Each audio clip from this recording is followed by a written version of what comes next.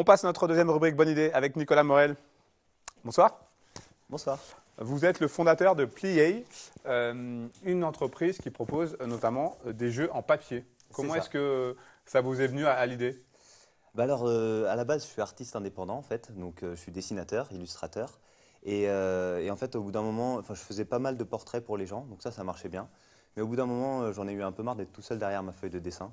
Je me suis dit, je vais me tourner vers les enfants en fait. J'ai deux petits frères, du coup, ça rejoignait bien. Donc c'est là qu'est venue l'idée, petit à petit, de créer des jeux en papier, le dessin. Je l'ai mis dans les jeux pour enfants en fait, et ça a très bien marché. Donc voilà. Vous avez donc lancé votre entreprise au mois de septembre. C'est ça. Pourquoi avoir choisi le papier? Alors, pour moi, parce que dans mon métier, en fait, en tant que du coup animateur, enfin, et dans toutes les écoles, il y a des imprimantes et il y a du papier, en fait. Donc, du coup, moi, le but, c'était de faire des jouets qui peuvent être imprimables à l'infini, en fait. Et, euh, et du coup, ce qui fait que n'importe quel, enfin, c'est vraiment ouvrir les jeux pour tout le monde. Et du coup, dans les écoles, ben, que les maîtresses puissent imprimer des jeux et que ce soit pas cher et que ce soit ludique, quoi.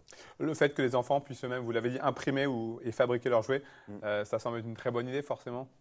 Ben ouais, en tout cas, je sais que les parents, les enfants, ils adorent. En tout cas, c'est ouais, c'est vraiment, c'est une bonne idée pourtant qui paraît simple. Je veux dire, c'est l'origami en soi, ça existe depuis très longtemps. Mais le fait de rajouter, moi, dans ma petite spécificité, en fait, c'est le côté un peu jeu vidéo. J'ai remarqué du coup que les enfants étaient très branchés jeux vidéo, et le fait de faire des visuels qui se rapprochent du jeu Qu'ils vidéo connaissent forcément. et qui connaissent, voilà, qui sont dans leur culture, l'appliquer dans le papier, ça fait que du coup les enfants ne trouvent pas ça un peu vieux. Du coup, il y a le côté où ils vont pouvoir jouer avec et du coup ils restent dans leur univers et ils peuvent inventer beaucoup de choses comme ça. Où est-ce que vous trouvez l'inspiration pour illustrer vos jeux, vos jouets? Il y a des noms que je peux pas dire du coup vu que c'est des noms commerciaux, mais franchement c'est ce que je regardais quand j'étais petit Voilà. et ce que les enfants regardent toujours en fait, hein. C'est des choses qui datent, voilà, tous les dessins animés japonais ou américains, ça reste quoi. Je m'inspire beaucoup d'eux, quoi. Ouais. Alors vous avez amené quelques modèles là, pour Ouais, qu'on voit un petit peu à quoi ça ressemble. justement, voilà, en gros, c'est des cocottes en papier, du coup, mais qui sont dessinées. Donc, en fait, voilà, j'ai tout dessiné à la main. Et en fait, on voit même les vidéos où les enfants peuvent les monter. Et du coup, bon, là, j'ai tout mon carton hein, avec pas mal de choses. Du coup, pour le moment, la base, voilà, c'est ces marionnettes. Ça plaît. Du coup, il y en a pas mal. Je pourrais vous en donner si vous en voulez aussi. C'est facile à monter, j'imagine. Ouais, c'est très simple. C'est Même assez les accessible. maternelles, ils y arrivent. Et là, je sais, dans mon école, les maternelles, on les laisse faire, ils découpent, ils le font tout seuls. Voilà. Après, je tente aussi de la sensibilisation au numérique. Du coup, vu que je reste toujours dans les écrans et le jeu vidéo, donc j'ai commencé à développer un jeu où on fait du coup des petits iPads en papier, des ordinateurs en papier. Et puis j'ai développé aussi un jeu de société. Avec même le dé peut être fabriqué en papier et qui est super simple à faire aussi. Je sais que les enfants, ils y arrivent très facilement. Et puis on a des pions, et puis en fait, c'est des jeux de bataille, quoi. Mais justement, comme les dessins animés qu'on connaît bien, quoi. Alors la cible, c'est forcément les enfants. Ouais, On imagine qu'en voyant ça, c'est pas très compliqué de séduire des enfants. Et ouais. vous me disiez tout à l'heure, on préparait l'émission. Mm. Maintenant, là, il va falloir arriver à convaincre les parents. C'est ça, comprendre en fait que les parents, en fait, ce qui se passe, c'est que les parents en ont un peu, je veux dire, les jeux vidéo, c'est bon, on en a vu beaucoup. Les parents commencent un peu à saturer des jeux vidéo, mais en même temps, il y a ce côté-là où c'est assez facile parce que du coup, il n'y a qu'un écran, il n'y a rien à faire. Moi, j'essaye d'apporter quelque chose où ce soit aussi facile pour les parents parce que du coup, on peut le télécharger, les jeux, et simplement les imprimer. Et après, il y a un tutoriel vidéo qui explique aux enfants, en fait.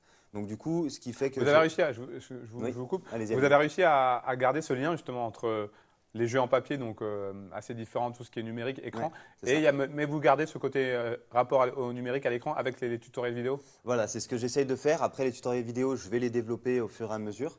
Mais c'est justement ça, en fait, c'est de rester quand même connecté, on va dire. Parce que même, il y a beaucoup de nouveautés. Donc, chaque mois, en fait, là, je propose un abonnement, par exemple, où chaque mois, il y a des nouveautés. Donc, c'est tout par ordinateur.